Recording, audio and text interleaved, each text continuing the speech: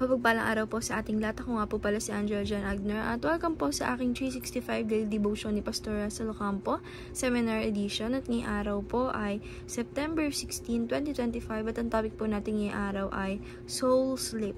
Huwag kang suicide. Ito ang tatlong dahilan. And yung scripture po natin ngayong araw is 1 Thessalonians chapter 4 verse 13 to 15. And yung sabi po dito sa ating concept na soul sleep is a teaching that when believers die, their soul enter a state of unconscious existence, only to be awakened and Christ return for the resurrection. This view is often based on passage where death is described as sleep. The Bible teaches that while the body does sleep in the grave, awaiting resurrection, the soul is immediately conscious in God's presence. Scripture affirms that to be absent from the body is to be present with the Lord. And the believers who die are already with Christ. Those that is not unconscious but believers, but a blessed entrance into God's presence while awaiting the final resurrection. And yung sabi po dito sa ating scripture na 1 Thessalonians chapter 4 verse 13, brothers and sisters, we do not want to be uniform about those who sleep in death, so that you don't not grieve like the rest of mankind who have no hope. For we believe that Jesus died and rose again, and so we believe that God will bring with Jesus those who have fallen asleep in Him. According to the Lord's words, we tell you that we who still alive, who are left until the coming of the Lord, will certainly not precede those who have been fallen asleep. And ito po yung teaching natin ni araw na 3 reasons you should not commit suicide.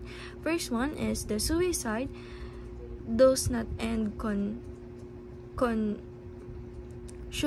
Sabi po dito na yung suicide is hindi daw po ito matatapos doon yung pagka-consciousness natin sa death, kundi hindi tayo mapupunta doon sa ating Panginoong Diyos dahil nga po doon sa suicide na ginawa natin. Kaya po wag natin gagawin iyan. And teaching number 2, many people truly love and care for you. Wag po tayong magsusuicide dahil ang pangalawang dahilan ay talagang maraming nagmamahal sa atin na mga tao na nasa paligid natin na hindi lang natin alam. And teaching number 3, God has a purpose and plan for your life. And yung pinakatatlong teaching na reason kung bakit hindi tayo dapat magsusuicide is talagang yung ating Panginoong Diyos ay talagang may purpose natin. Hindi lang niya basta binibigay agad-agad. But nandun yung sa life na yun na may plan talaga at may purpose siya para sa buhay mo. And application number 1, wait patient until you see God's deliverance. Sabi po dito na apply po natin sa sarili natin, sa life natin na dapat tayo ay maghintay ng patiently, na wag natin minamadali yung life natin, na dapat na patiently na magantay tayo na makita natin yung God's deliverance sa life natin. And application number 2, remember your loved ones who care for you.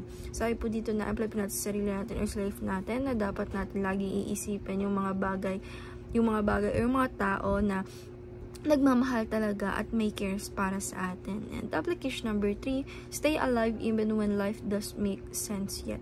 Sabi po dito na apply po natin sa sarili natin na kahit po hindi pa natin nakikita yung purpose or yung plan sa atin ng ating Panginoon Diyos ay hindi niya pa binibigay sa atin.